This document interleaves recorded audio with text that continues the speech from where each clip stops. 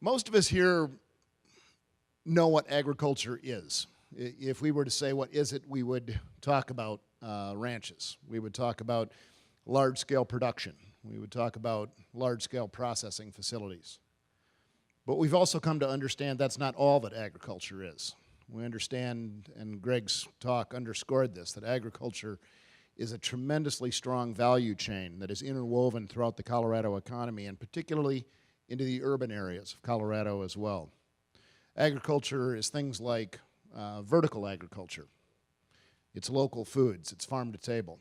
And our next speaker understands that better than almost anyone. He's led efforts around all of these efforts within the city of Denver.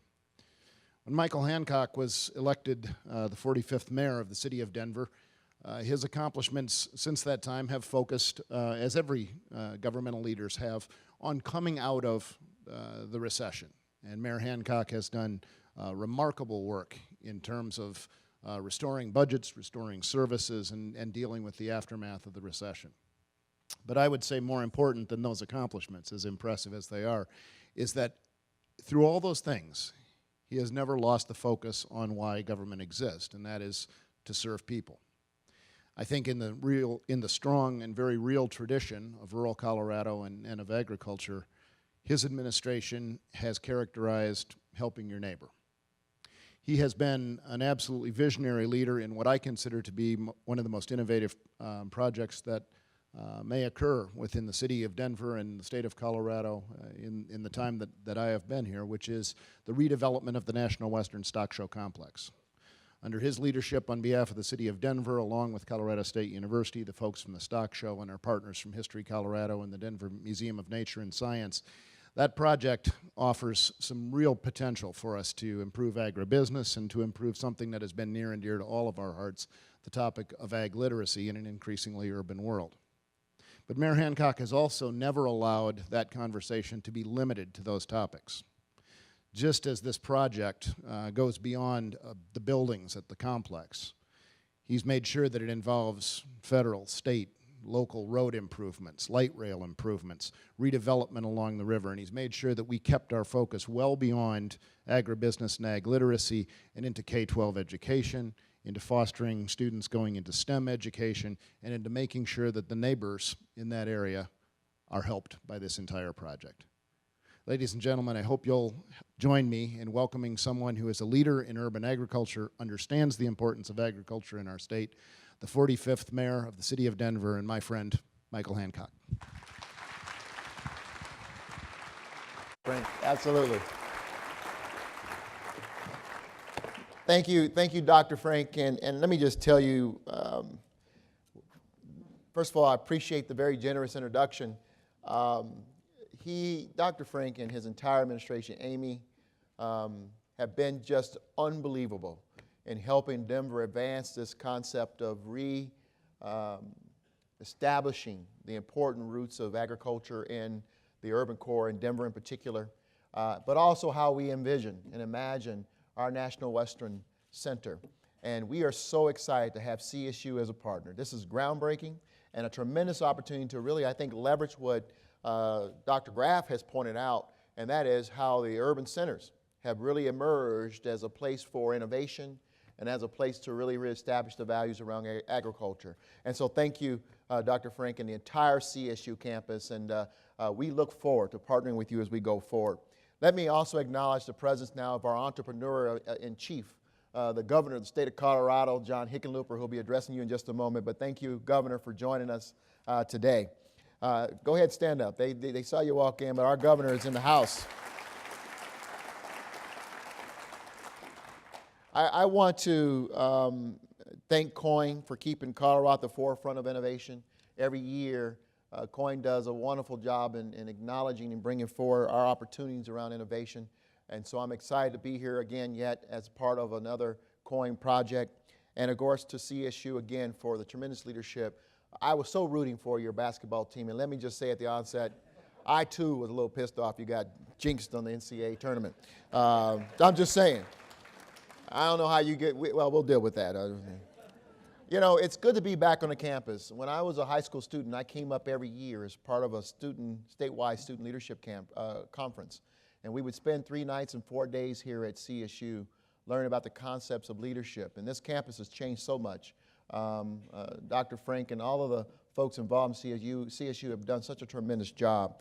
And I just want to commend you for it. It's good to be back here. And as a student, as someone who went to school in central Nebraska, coming up here and having that down draft of the feedlots was a stark reminder what it means to be in places like Fort Collins and Hastings, Nebraska, where I went to school. That's money, as people would tell me in Nebraska. That's big money.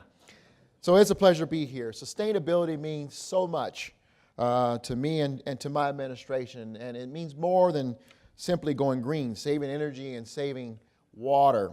Sustainability in Denver is about livability and how a family in their neighborhood can connect to all the amenities that they need to live healthy, vibrant lives.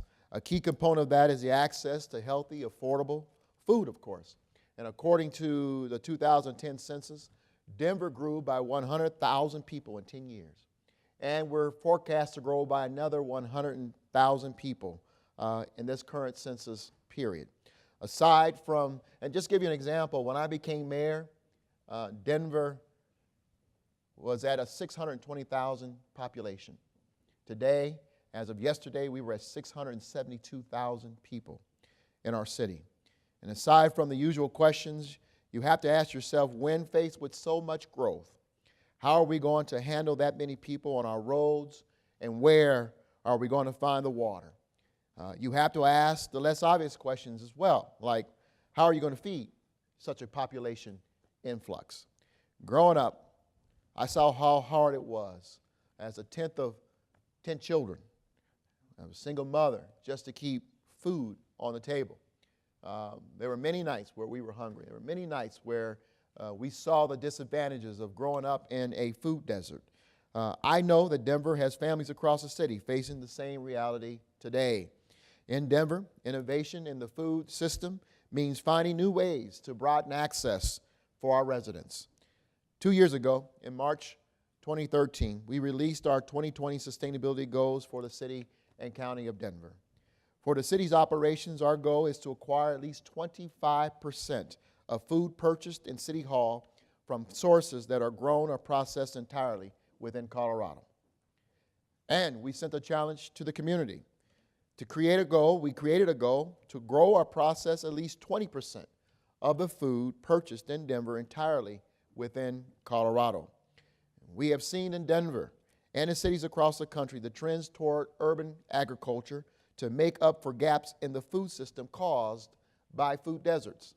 And I haven't read the history of this, but maybe Professor Graff will nod his head or shake his head like this. But my guess is that the whole agribusiness or agricultural industry grew out of the fact and the need for families to close the food desert gaps that existed across America. Huh? Okay, go on. So in the urban core, as families find themselves in food deserts, I believe we're starting to see the growth of urban farms and urban gardens as a result, and a need to address that need. As a city, we needed to know the lay of the land and to understand the gaps ourselves so that we could properly address them. To do that, our Department of Environmental Health, in collaboration with the Gary Community Investments and the Piton Foundation and a diverse group of local food system stakeholders, is creating the Denver Food System Map.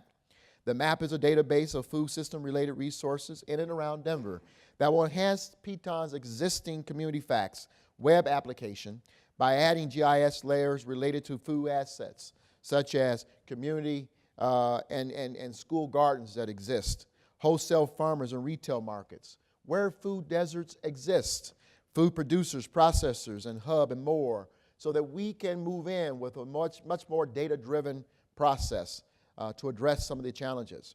By incorporating food system data into our neighborhood-level health information, we can demonstrate the connection between food assets and other measurements of well-being, thus providing a more holistic picture of the issues facing food-insecure residents and neighborhoods with food inequities. Let me also share with you, and it's not in my remarks, but it just dawned on me that we should tell you that in the 2015 budget for the city of Denver, we're hiring our first food coordinator in the city's history to help us with this process.